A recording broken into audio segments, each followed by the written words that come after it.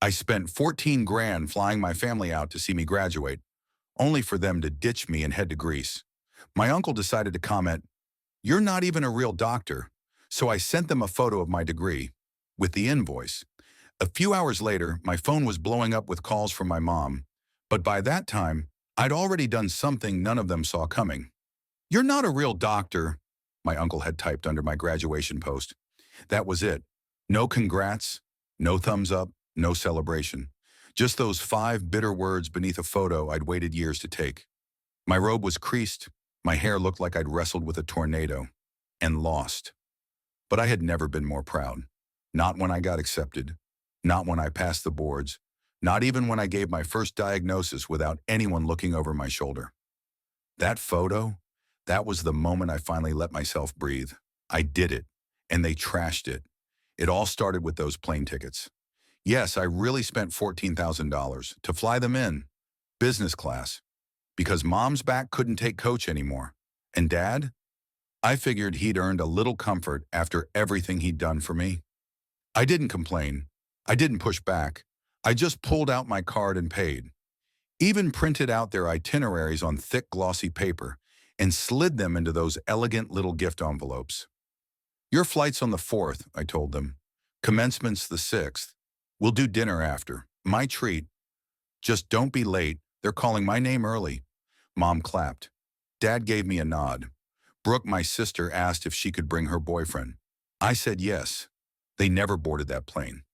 3 hours before takeoff, I got a text from Brooke. "We're not going to make it. Something came up. I'll explain later. Love you." That was it. At graduation, I scanned every single face in that crowd, except the ones I actually wanted to find. My eyes kept drifting to the reserved row, still empty, but I had to keep smiling for the cameras. I shook hands, grabbed my diploma, posed for the group photo, alone. It wasn't until later, scrolling through Facebook, that I found out what that something actually was. There they were, Mom, Dad, and Brooke, standing in front of a postcard-perfect white chapel, cliffs behind them, turquoise water stretching for miles. The caption read, "Dreams come true in Santorini. Family time is the best time. No mention of me, no apology, just champagne glasses, straw hats, and comment after comment from relatives. So deserved. Greece looks amazing on you." And then came the one that wrecked me. "Where's Dr. Nephew?" My uncle replied, "He's not a real doctor." That, that's what broke me. Not the missed flight, not the wasted money, not even the empty seat with my name on it. It was those 5 words. Because I paid for every damn thing, and they still treated me like an afterthought. So I did the one thing they didn't see coming. I emailed them a high-res scan of my diploma, and right underneath it, a crisp copy of the airline invoice, stamped paid in full. Then I turned off my phone. 3 hours later, Mom was calling nonstop. But by then, I'd already done something worse. I didn't block her. Not yet. I wanted to hear how long it would take before she finally told me the truth. The first voicemail was laced with crocodile tears. "Sweetheart, we didn't think you'd be upset. It was a once-in-a-lifetime trip. And you've always been so independent." The second came with attitude. "You're being ridiculous. Things have been really stressful lately." By the third, the mask slipped. "You didn't even go to med school. It was just some online thing, right? Let's not act like this is Harvard." That's when I blocked her. And then there was Brooke and my dad. But I wasn't done listening just yet. I went back to that Facebook post, hit refresh. My uncle's little dig, "You're not a real doctor," had picked up 37 likes. I recognized nearly every name. Aunt Denise, Cousin Ethan, even my godfather, the same man who once gave me a stethoscope for my 12th birthday with a handwritten card to our future Dr. Aiden. I just stared at the screen. Then I started taking screenshots. Not out of pettiness, out of preparation. This wasn't about revenge. It was about receipts. 2 days later, I got a DM from my cousin Zoe, the only one who ever seemed to have a working heart. "Hey," she wrote, "I don't agree with how they handled things. Just so you know, your mom told everyone you canceled the graduation. Said it wasn't happening. I only found out when you posted the pics. Oh, so I was the villain now. I asked her one question, just one. Did they really say that? She didn't reply with words.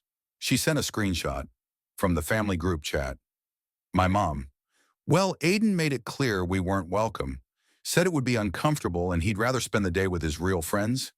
Then my dad. Let him pout. Grease beats sitting through another one of his doctor rants. Brooke. LOL. He's probably diagnosing himself with abandonment issues. I stared until the words blurred. Then I opened Dropbox, went straight to the folder labeled Family, Receipts, and added the screenshot. Because here's what they so conveniently forgot. I paid for everything. In December alone, I wired my parents $2,500. They said it was for the heating bill. 2 days later, Brooke posted a story from a ski resort spa. Self-care matters. Grateful. Last spring, I fronted the down payment on my dad's new car. He said the dealership was giving him a hard time. He forgot I had access to the joint account. The charge? From a Rolex store. But the one that finally pushed me over? Brooke's so-called emergency dental surgery. She messaged me in tears, said she couldn't chew, begged me for help. I wired $1,800 within the hour. 2 weeks later, she posted a sunlit selfie from Mykonos. Bright white teeth, frozen cocktail in hand. The caption? White smiles and white wine. So I started collecting. Every transfer, every Zelle memo, every thank you that turned into guilt 3 days later. Every time they cried poor and then bragged on Instagram. And for a while I questioned myself. Maybe I was the ungrateful one. Maybe I was being dramatic.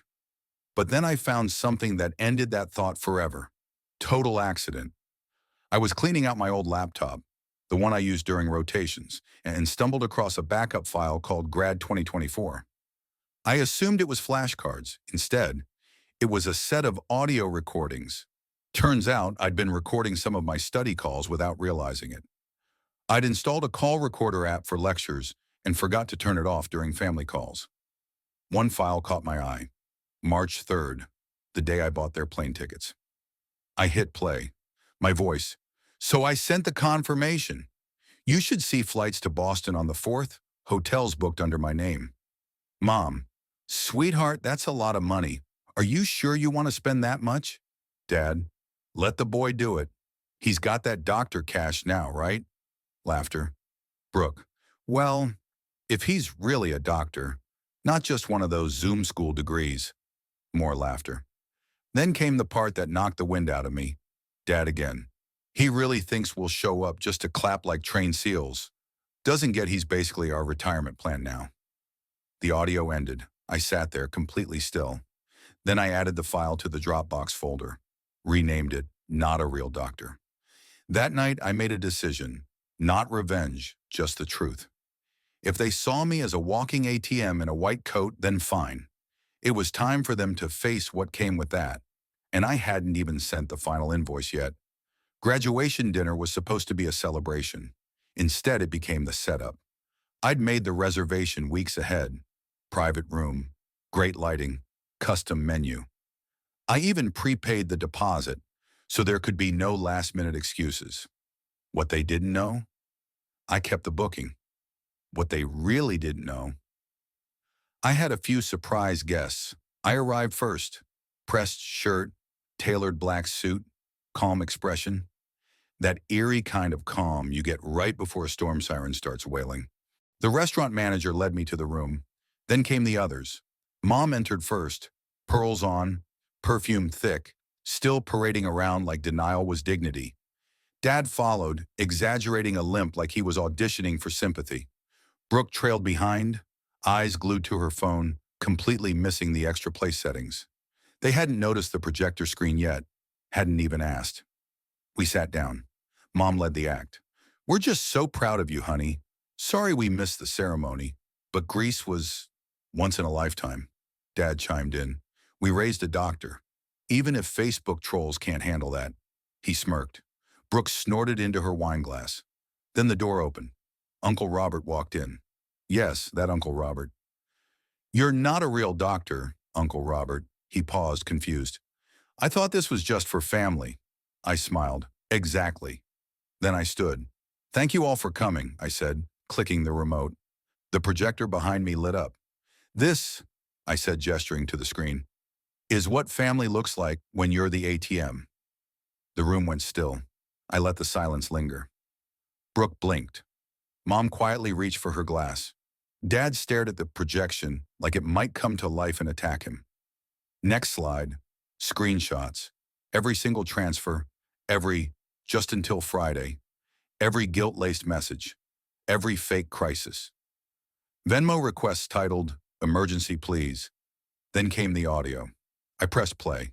Dad's voice. He doesn't realize he's just our retirement plan. Brooke. Well, if he's really a doctor, not like one of those Zoom degrees. Mom. He's always been too sensitive, but he'll pay. He always pays. Silence again, but this time it was different. Heavy, cold. Brooke looked pale, like she might be sick. Mom's hand trembled as she reached into her purse. Then came the final blow. A video I had edited myself. It opened with their Santorini Facebook post, the slideshow, waves, churches, wine. Then I faded in a shot of my graduation, an empty reserved row. At the end, a digital copy of the plane tickets. $14,206.32, paid in full. Passenger names, Mom, Dad, Brooke.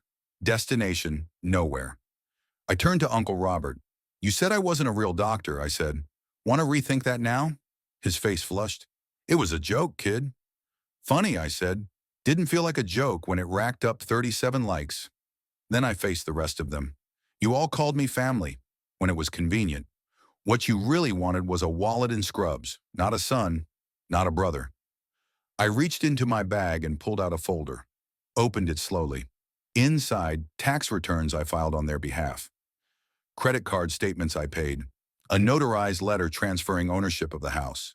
Back to me, because yes, the house Brooke lived in, I'd bought it 3 years ago, in my name. Brooke's voice cracked. You said it was a gift. I met her eyes. And you treated it like trash, so now it's not. Mom stood up. Sweetheart, we didn't mean, but I cut her off. I filed for eviction, I said. You'll get the notice by Monday. And you'll find your accounts frozen. The ones tied to my name, the car lease, canceled. The shared credit card, closed. The utilities, transferred. You'll need to figure out a new billing address. Dad slammed his hand on the table. You're tearing this family apart. No, I replied calmly. You did that. The moment you picked a vacation over my biggest day. That's when the final guest walked in. Professor Bennett, my med school mentor. He'd driven 2 hours to be there. He walked straight to me, shook my hand, then turned to face my family. I was there, he said, when he pulled his first overnight shift. When he studied for 3 days straight to pass his boards. When he saved a life before most of you finished breakfast. Then he looked my father in the eye. You didn't raise a doctor, you abandoned one. And just like that, he turned and left. I closed the laptop, slipped the projector remote into my coat pocket. This dinner's covered, I said. That's my final gift. Then I walked out. Not angry, not crying, just powerful. For 48 hours there was nothing. No calls, no messages. Just the kind of silence that hums in your ears. But on the third day, it erupted. Mom went first, queen of curated breakdowns. A 6-paragraph Facebook post with a grainy black and white photo of me from high school. He used to be such a kind boy. We raised him with love. But money changes people. It blinds them. My heart breaks for this broken family. It got 400 likes, 36 comments, sad emojis, distant relatives writing, "What happened?" Others chiming in with the usual, "Kids today are so selfish." Then came the text from Brooke, just one sentence. "You'll regret this." It's funny how people think you'll flinch after you've already burned the bridge behind you. Right on schedule, the eviction notice landed on their doorstep Monday morning. Signed, stamped, legit. An hour later, Brooke posted a crying selfie with a vague caption. Some people destroy everything just to feel powerful, but karma remembers. I didn't reply. I just smiled, because karma had already packed her suitcase and was checking in. That same afternoon, the hospital board I'd recently joined posted their quarterly highlight reel. There it was. My name. Dr. Aiden C., MD Resident Liaison.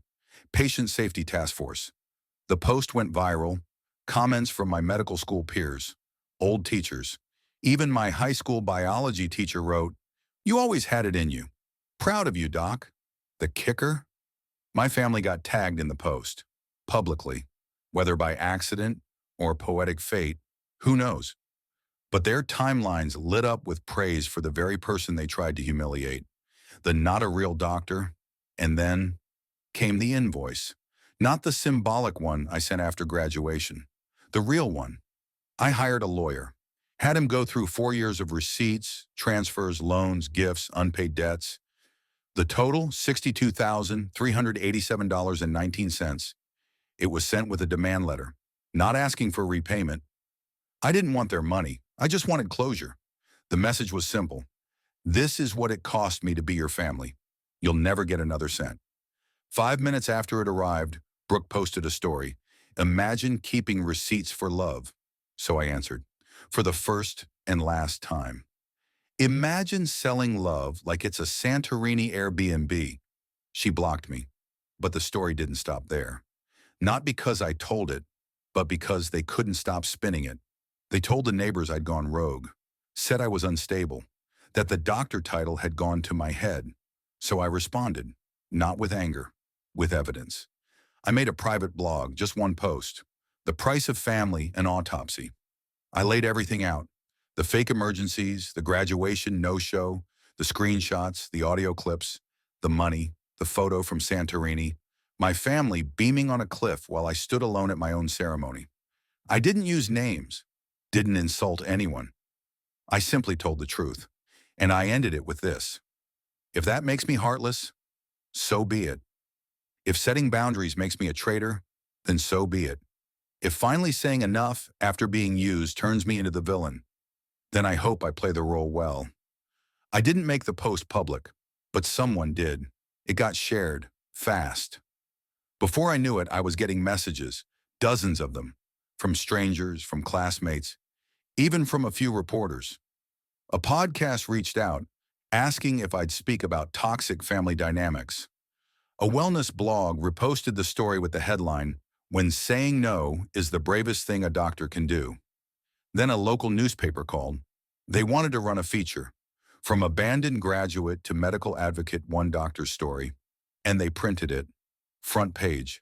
A photo of me standing proud, degree in hand, next to a row of empty reserved chairs. The image went viral. 3 days later, my phone rang. Block number, I answered. Out of curiosity. No hello, just, you made your point. Happy now? I said nothing.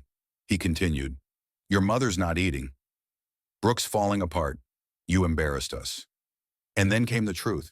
The real reason for the call. The people at the golf club are asking questions. There it was. Not guilt, not concern, not even a hint of love. Just reputation control. So I ended the conversation with one line. Don't worry, Dad. You'll always have Santorini. Then I hung up. 1 week later, I left. Not just the apartment, my entire life. I bought a townhouse under a different name. No forwarding address. New phone number. Before I vanished for good, I left them one last gift. A framed copy of my degree, dropped in their mailbox. Beneath it, a yellow sticky note. Real doctor, real done.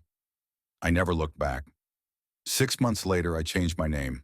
Not legally, not on paper, but in every way that counted. New phone, new email, new delivery info, all under a new alias. To the people who mattered, I was still Dr. Aiden Carter. To the rest of the world, I was nobody, and it was perfect. The townhouse I bought was quiet. 2 stories, hardwood floors. Out back, a Japanese maple turned deep red every October. The kind of calm you don't even know you need until you've spent nearly 30 years choking on expectations. I didn't decorate much. Minimal, clean, no family photos, no nostalgia, just framed degrees, medical journals, and a coffee machine I cherished more than half my relatives.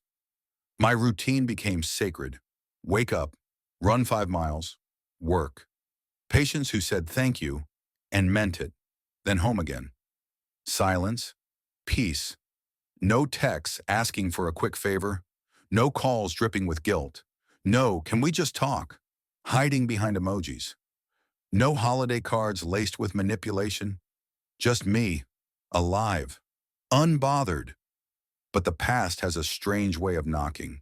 Even when you've changed all the locks. It was a Tuesday when the email came in. No sender, no signature. Subject line, you might want to see this. Attachment, a screenshot, a GoFundMe. Started by Brooke. Title, Help Our Family Heal from the Past. The photo was old, a family barbecue.